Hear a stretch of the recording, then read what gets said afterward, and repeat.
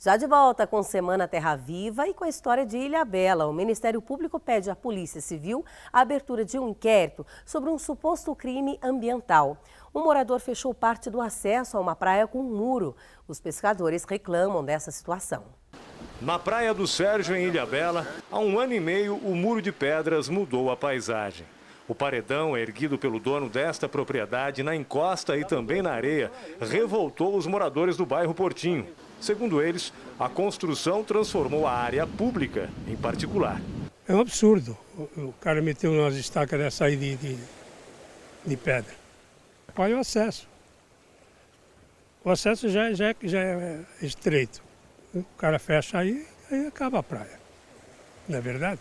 Além da invasão da praia, quem vive aqui também afirma que a obra provocou danos ao meio ambiente. Celso lembra que o local era repleto de mata nativa. Queria uma praia de volta, né? O acesso livre ali, pô. Você vê que a praia, o muro está no meio da praia, né? Francisco organizou um abaixo-assinado e a denúncia foi parar no Ministério Público, que pediu à Polícia Civil a abertura de inquérito sobre suposto crime ambiental.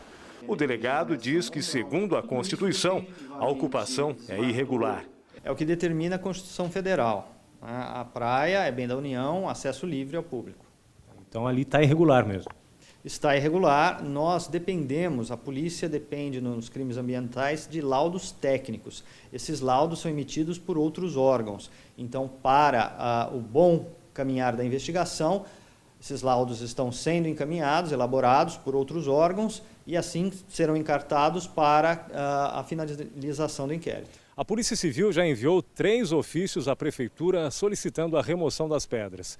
As notificações foram feitas em abril e novembro do ano passado e também em fevereiro deste ano. E ainda nesta semana, o delegado pretende enviar um novo documento questionando se o município tem ou não poder de remoção. Enquanto isso, o paredão continua no mesmo lugar. O diretor de fiscalização da Secretaria do Meio Ambiente já determinou ao proprietário a retirada das pedras. O prazo venceu dia 20 de julho e nada foi feito. Foi notificado, já venceu o prazo e parece que ele entrou com recurso, porém o jurídico ainda não se manifestou no tocante a esse recurso. Com o mandado, a Prefeitura vai fazer toda a parte logística, vai entrar com o maquinário e vai fazer a remoção por lá. O empresário se defende. Ele nega que tenha fechado o acesso à praia e afirma que foi o mar que invadiu a propriedade dele. O mar invadiu a área que eu ocupo, derrubou o muro e depositou areia. E foi cavando, foi tirando a terra e foi depositando areia. E as pedras onde estão hoje é exatamente no mesmo local que existia o muro antigo. Esse muro existe há mais de 30 anos. Quando eu adquiri a propriedade, ele já existia. Nós impugnamos o pedido da Prefeitura e justificamos, apresentando uma série de documentos, em torno de 158 documentos, provando que lá nunca foi uma praia. Lá era uma costeira, onde existia o muro. Ele tinha 3 metros de altura. Ainda no litoral norte, Ubatuba recebeu pluviômetros digitais para um monitoramento de áreas de risco. No total, foram 9 equipamentos oferecidos pelo governo federal e a Defesa Civil por meio do CEMADEM, o Centro Nacional de Monitoramento e Alertas de Desastres Naturais. Eles serão monitorados por técnicos que tiveram curso de capacitação. A intenção é conscientizar a população sobre a prevenção. Com esse aparelho aí, será possível emitir um alerta com antecedência aos moradores. Um relatório da Embrapa aponta falhas no processo de demarcações de terras indígenas pela FUNAI. Deputados da Comissão de Integração Nacional se reuniram com a presidente da FUNAI, como mostra a reportagem de Ricardo Mignoni. Na reunião, que durou mais de 2 horas, a presidente da FUNAI, Maria Augusta Assirati, ouviu queixas dos deputados de que os produtores rurais não estão sendo ouvidos nas discussões de governo sobre a questão indígena. Os parlamentares também mostraram muita preocupação quanto às invasões de propriedades rurais em vários estados e voltaram a pedir a suspensão dos processos de demarcação enquanto não ocorre um entendimento que coloque fim ao conflito no campo. A nossa perspectiva de trabalhar isso é uma perspectiva de dialogar, compreender as situações conflituosas e buscar resolver. De forma alguma, o produtor rural deve ser visto como um vilão nessa história. Na avaliação dos deputados que participaram do encontro com a presidente da FUNAI, a reunião quebrou o gelo, ou seja, é um início de conversa.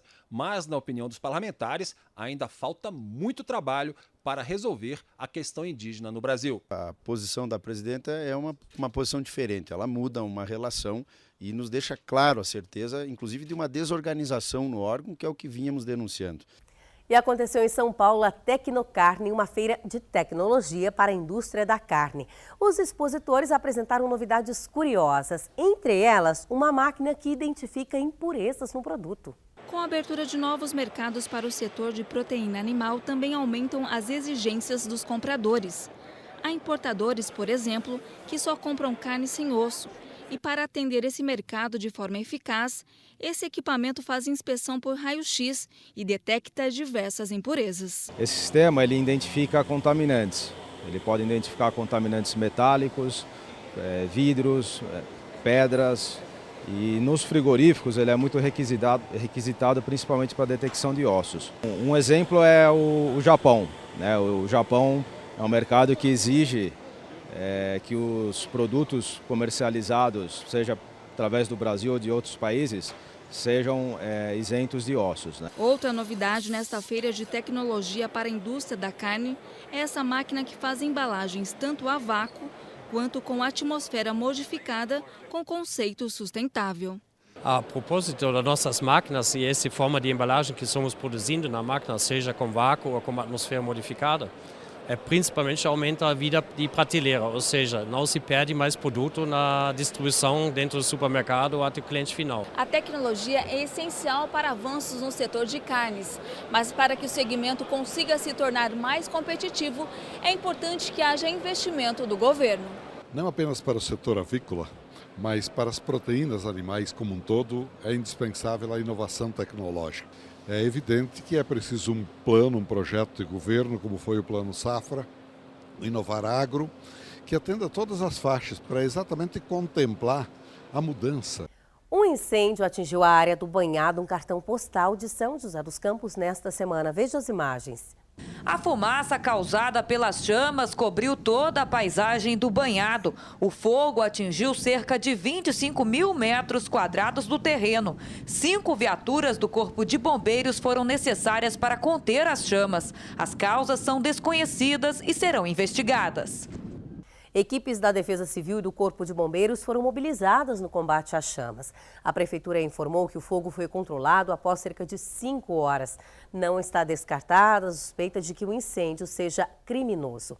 A seguir aqui no Semana Terra Viva, vamos falar da produção de bananas e ainda de um shopping de animais voltados para produtores do meio rural que aconteceu em São José dos Campos. Espere para ver, Semana Terra Viva volta já.